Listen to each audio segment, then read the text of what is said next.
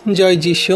প্রভুর বাক্য বলে 1 যোহন 4 অধ্যায়ের 9 পদ, আমাদের মধ্যে ঈশ্বরের ভালোবাসা এইভাবে প্রকাশিত হয়েছে যে ঈশ্বর নিজের একমাত্র পুত্রকে জগতে পাঠালেন যেন তার মাধ্যমে আমরা জীবন পাই।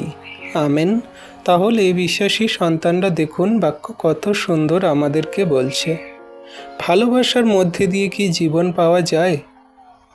এটা কি সম্ভব?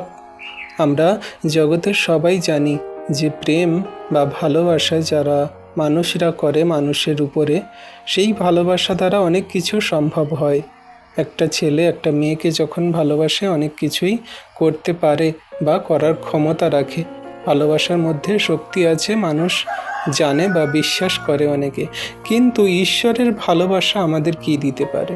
ঈশ্বর প্রভু মানুষকে এমন ভালোবাসা দেখালেন যে তার পুত্র অর্থাৎ যীশু খ্রিস্টকে আমাদের জন্য দিয়ে দিলেন।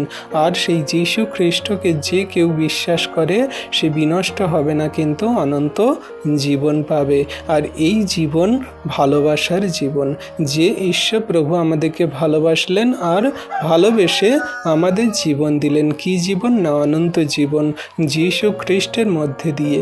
তাই বলছে ঈশ্বর আমাদের মধ্যে এমন ভালোবাসা প্রকাশ করলেন, তার নিজের পুত্রকে জগতে দিয়ে দিলেন, অর্থাৎ এই পৃথিবীতে পাঠিয়ে দিলেন, যাতে তার মাধ্যমে জঘন্য পাপী এবং পরিশ্রান্ত ভারাক্রান্ত মানুষ সকল জীবন পায়, অর্থাৎ পরিত্রাণ পায়, পাপের ক্ষমা পায়।